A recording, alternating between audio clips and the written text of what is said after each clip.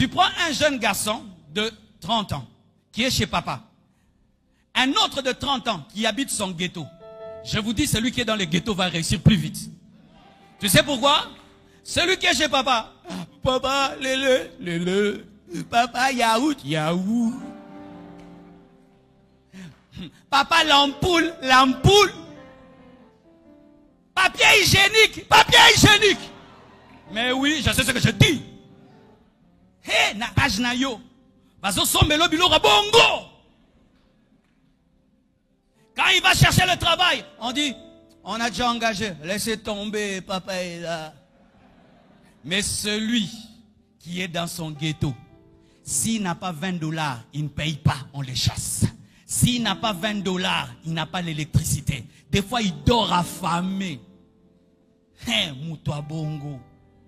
Tu lui dis, viens, je vais te donner le travail à 7 h. Il viendra à 5 h du matin. Tu lui dis, rentre, il dit, je ne rentrerai pas, j'ai besoin de ce travail.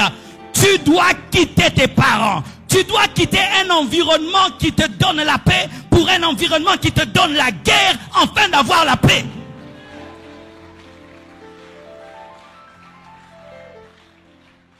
Si tu restes dans la barque appelée la maison de tes parents, tu ne vivras pas une nouvelle saison. Va dans un ghetto où on appelle entrée couchée.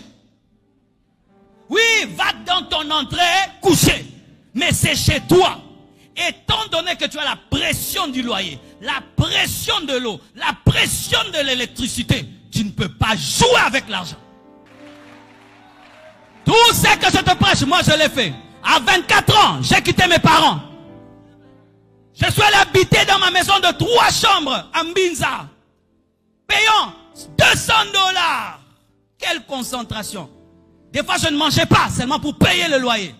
J'étais devenu un grand restaurateur de chaises. Donc, si je viens chez vous, il y a une chaise abîmée, je vous la demande. Vous pensez qu'elle est abîmée, mais moi, je la regarde dans la vision de la restauration.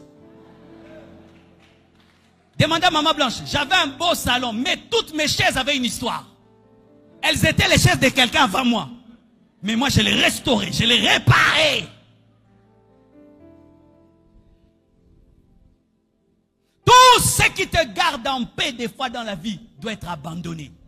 Tu dois être dans une situation où tu as le dos contre mur, où tu es obligé de réussir. Si tu ne réussis pas, tu meurs. Je t'assure, tu réussiras. On a dit ceci, que lorsque tu veux attraper un chat, il faut lui laisser un endroit pour fuir. Si tu ne lui laisses pas un endroit pour fuir, le chat, s'il est dos au mur, et il sent que là, il ne peut plus se sauver, il va te tuer. Sois comme un chat qui est contre le mur. Tu regardes là, hé, vieux baby. Et c'est comme là. Et c'est comme là, l'hôtel, pensa vinobike. Marcelo, awa, soko bundi te, vie sili. En français, Marcelo ici. Si tu ne te bats pas, ta vie est finie. Il n'y a personne pour t'encourager, personne pour te soutenir. Il n'y a que toi et Dieu. Et tu te dis, on verra, mais moi je réussirai. Je suis condamné à réussir. Je ne peux pas échouer. Ok. Ça, ce sont 2 amis pauvres. Les 2 sont pauvres, c'est pourquoi ils sont couchés. Les 2 ne réussissent pas dans la vie. Les 2 échouent. Et maintenant, regardez. Frère, tu vas soulever le frère tout en étant couché. Soulève-le.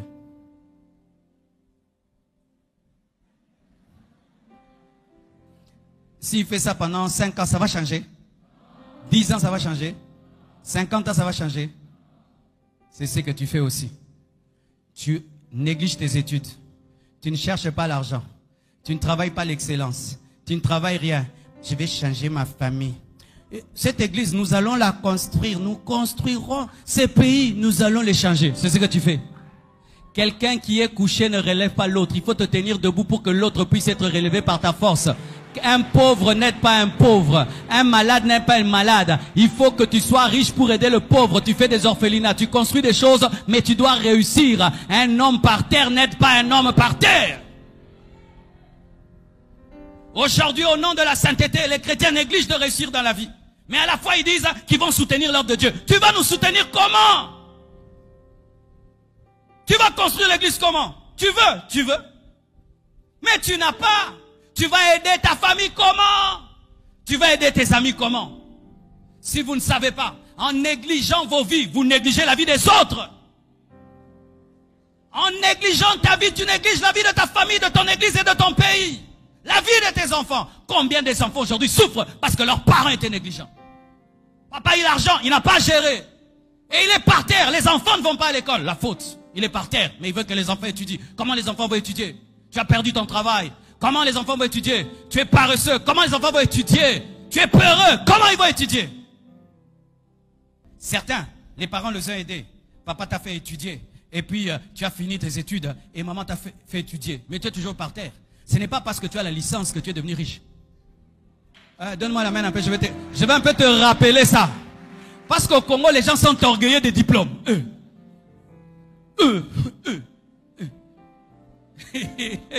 Le diplôme paye les loyers. Hein? On va te laisser que tu épouses une femme parce que tu es licencié.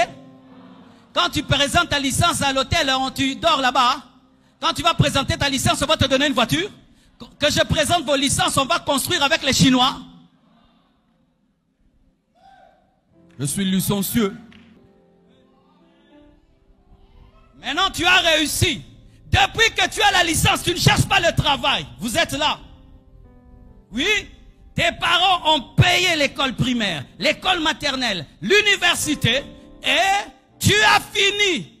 Maman est aussi maintenant par terre. Elle a tellement investi dans tes études qu'elle est par terre. Toi aussi, tu es par terre.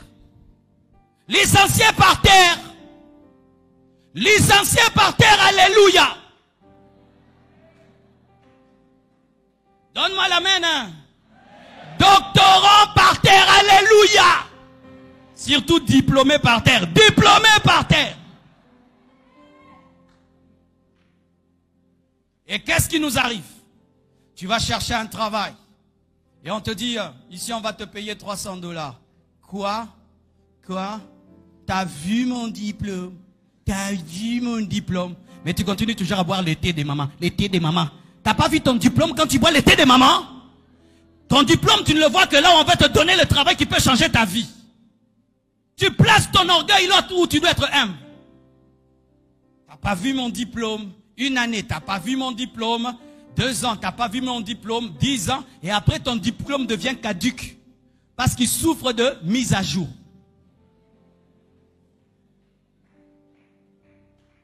Et maintenant, il devient humble. Et puis, il décide d'accepter même ce travail de $300 et dire, je veux bien faire ce travail. On va me remarquer et progressivement, je deviens grand. Il accepte de s'humilier. Lève-toi. Regardez. Vous avez vu? Quand seulement je lui dis, lève-toi, il a changé de position. Comment tu dis que tu veux changer? On ne voit aucun changement chez toi.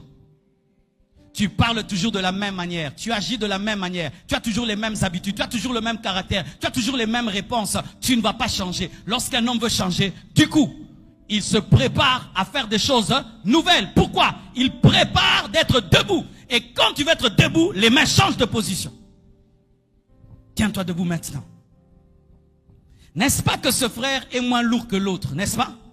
Et ce frère peut taper celui-ci, n'est-ce pas? Mais, lui étant donné qu'il est debout, il peut même transporter quelqu'un qui est plus lourd que lui. Si tu réussis, tu vas aider ton frère, ta soeur, ton père, ta mère, ton quartier.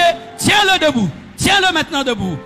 Ainsi, tu peux soulever les problèmes de ta famille, soulever les problèmes de ton pays. Réussis et tu me feras réussir. Prospère et tu me feras prospérer. Dieu dit à Abraham, je ferai de toi une source de bénédiction.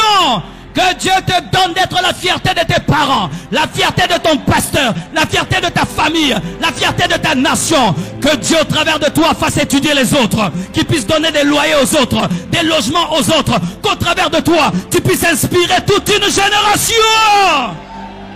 Donne-moi un amen.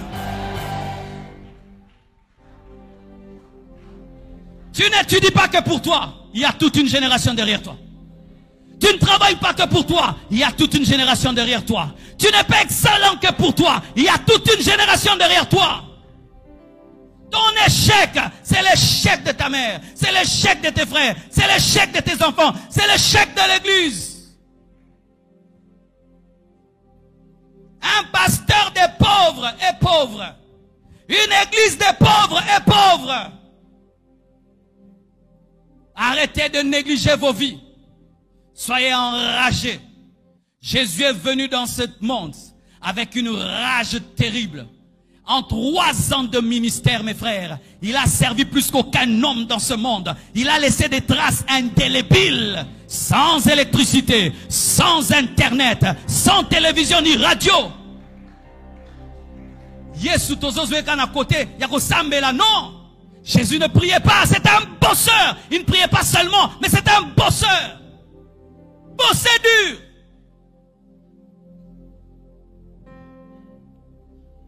Et je t'assure, quand tu réussis dans ta vie et tu fais la joie de tes parents, c'est un bonheur. Si ça ne t'est pas encore arrivé, mon frère, c'est parmi les grands bonheurs de la vie. Où la mère qui t'a engendré, le père qui t'a engendré, un jour, tu lui donnes la joie. Tu lui dis, repose-toi, moi je vais travailler pour toi. Repose-toi, je m'occupe de toi comme tu t'es occupé de moi. Quand il va te dire, mon fils, que Dieu te bénisse, même si un sorcier, ça ne marchera pas. Même si un sorcier, ça ne marchera pas. Quand tu commences à négliger tes études, vois le Congo. Quand tu commences à négliger ta vie, vois ta famille, tes frères et sœurs. Vois tes enfants et les enfants qui sont en toi. Vois-les et relève-toi et dis, je suis un patriarche. Je ne peux pas négliger. Abraham, le patriarche, est né comme tous les autres. Mais son succès, sa foi, a fait de lui le père de la foi. Toi aussi, tu es un patriarche. Patriarche, prends soin de toi. Il y a toute une génération qui va lire ton histoire et qui va dire, si lui l'a fait, nous le ferons aussi. Que Dieu vous bénisse.